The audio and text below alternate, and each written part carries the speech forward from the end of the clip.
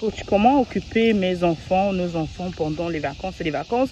Et c'est la période à laquelle les parents freak out, que ce soit que tu sois en Amérique, en Afrique ou partout en fait. C'est la période à laquelle, en fait, quand les enfants sont à l'école, tu ne te soucies pas trop de certaines choses. Certains sont dans les cantines, certains sont en train de différentes activités. Mais quand ce sont les grandes vacances en fait, d'accord, les enfants sont à la maison, tout le monde est à la maison, généralement, d'accord.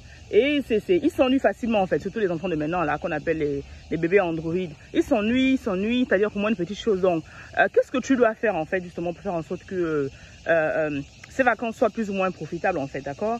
La première chose que tu dois faire, tu dois connaître tes enfants, tes enfants, tu dois connaître ce qu'ils aiment, tu dois connaître en fait les activités qu'ils aiment, parce que l'erreur qu'on fait souvent en tant que parents, on va chercher des choses qui nous intéressent plus qu'on se dit, ah, je pense que l'enfant va aimer. Non, observe l'enfant, prends le temps d'observer l'enfant, prends le temps de savoir quels sont ses talents, quelles sont ces choses qu'elle aime bien, quelles sont les activités qui lui plaisent, quels sont par rapport également aux dessins animés qu'il regarde ou aux séries qu'il regarde, aux jeux qu'ils aiment jouer. Tout ça correspond vraiment à ce qu'ils aiment. Parce que les enfants, les enfants connaissent exactement ce qu'ils aiment.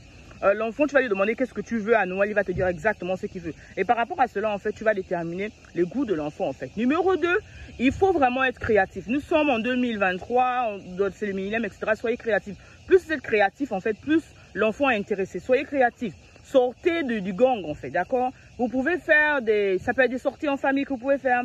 Ça peut être, vous n'êtes pas obligé de sortir de la maison, ça peut être des dîners en famille, ça peut être des repas en famille, c'est-à-dire que vous laissez de faire la cuisine en famille avec vos enfants.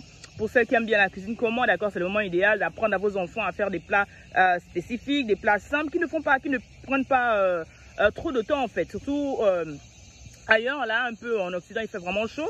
Donc, c'est la manière le moment d'être créatif, en fait. Vous créez des plats, faire des salades ensemble. Moi, pendant cette période, ce sont beaucoup de salades qu'on mange à la maison et c'est beaucoup de salades que j'aime beaucoup. J'aime beaucoup la salade. Donc, tu peux leur apprendre à faire des différentes salades. Tu peux leur apprendre à faire des différents gâteaux. Tu peux leur apprendre à faire des snacks, d'accord, des goûters simples.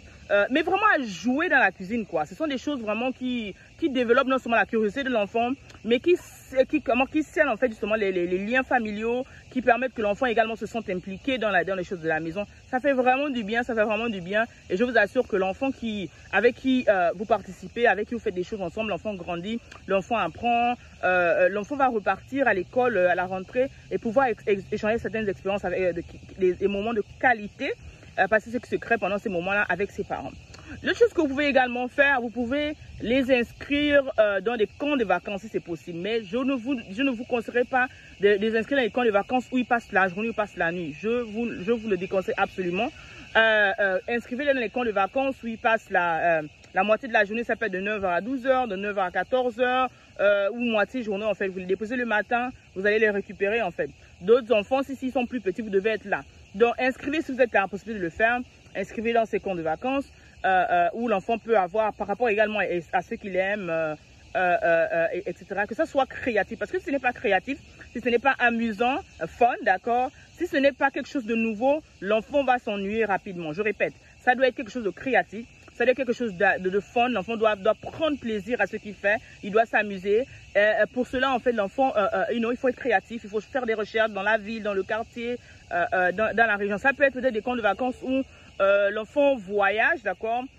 Vraiment, pour cela, il faut vraiment prendre le temps. Si c'est l'école, si c'est un endroit spécifique, si c'est l'église qui organise, soyez vraiment, vraiment méticuleux. Vous savez que quand il s'agit des enfants, je ne m'amuse pas. Donc, soyez vraiment, vraiment méticuleux à qui vous confiez vos enfants, même si c'est une moitié de la journée, une partie de la journée. Aujourd'hui, on ne peut pas faire confiance aux gens à 100%. Un autre élément qui est très important également, il y a une maman qui m'a dit, ah coach, depuis que l'enfant est allé en vacances, c'est vraiment le chaos, elle ne fait plus les choses, etc. Acheter, en fait, moi, premièrement, j'ai acheté ce qu'on appelle un to-do list.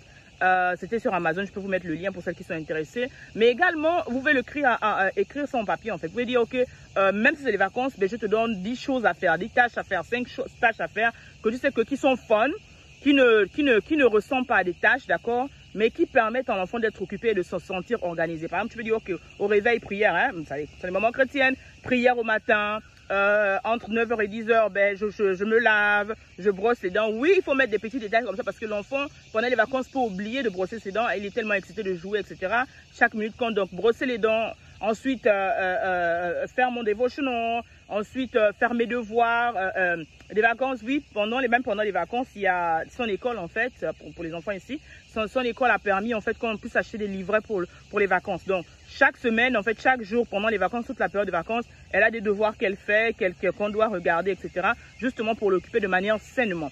Une autre chose que vous pouvez faire également, d'accord, le tableau, l'enfant à la fin de la journée, ça coche, et ça fait plaisir. L'enfant se sent qu'elle a accompli des choses, il a accompli des choses merveilleuses, et je vous assure que l'enfant sera émerveillé, se sentir impliqué, en fait, se sentir grandir, en fait, d'accord. Une autre chose également que tu peux faire pour occuper l'enfant pendant ses vacances, c'est de vraiment développer quelque chose de spécial, d'accord. Nos enfants sont très créatifs. Regarde la créativité. Donc, tu peux acheter des objets d'art, tu peux acheter des objets d'art que l'enfant peut faire. L'enfant peut avec des popsicles, c'est-à-dire que les trucs de glace là, l'enfant peut fabriquer des voitures, l'enfant peut fabriquer des maisons. C'est-à-dire que utilise en fait leur créativité en fait. Au lieu de les laisser s'asseoir devant la télévision toute la journée comme beaucoup le font, ne le faites pas, ou assis devant l'ordinateur. Faites en sorte que l'enfant soit créatif, qu'il puisse utiliser son cerveau, qu'il puisse utiliser son imagination. Je vous assure que vous serez vraiment surpris. Et bien sûr, par rapport à cela, d'autres activités, tu peux aller acheter des livres, des livres de coloriage avec dans la voiture, on a par exemple une boîte dans laquelle il y a beaucoup de crayons de couleur. Et également, il y a des livres de coloriage de toute qualité, c'est-à-dire de toutes sortes. Ou bien tu peux juste acheter un cahier simple comme ça et tu laisses l'enfant, s'il est encore petit, où il est libre en fait de colorier, de dessiner, etc.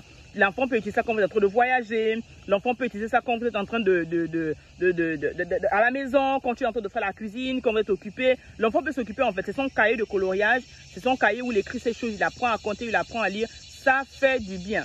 Un autre élément également que tu peux faire pendant ces vacances, tu peux décider toi-même en tant que parent de faire un projet. D'autres, en fait, pendant les vacances, ils décident d'apprendre aux enfants à lire. D'autres, en fait, à apprendre une nouvelle langue. D'autres, apprendre quelque chose, mais quelque chose apprendre la couture, à faire ses cheveux, etc. Mais quelque chose de créatif. Le plus important ici que j'aimerais que vous compreniez, faites des activités avec lesquelles vous faites avec vos enfants. Sachez ça permet de passer du temps avec vos enfants, de tisser des liens d'amour avec vos enfants, de tisser les liens d'affinité avec vos enfants. C'est très important. Les enfants grandissent. Demain, après-demain, ils n'auront pas 5 ans, 4 ans, 6 ans, d'accord? Ils seront des grandes personnes et ces moments de qualité ne reviendront plus jamais, en fait. L'enfant n'aura plus 6 mois, il n'aura plus 5 mois, il n'aura plus 1 an, etc. L'enfant grandit. Donc, plus vous passez du temps avec lui, d'accord? Plus ça développe, d'accord, ce moteur-là, plus l'amour naît en lui. Et je vous assure que c'est un enfant qui est bien entouré, un enfant qui grandit avec les parents, qui passe du temps avec les parents, qui passe des moments de qualité avec les parents.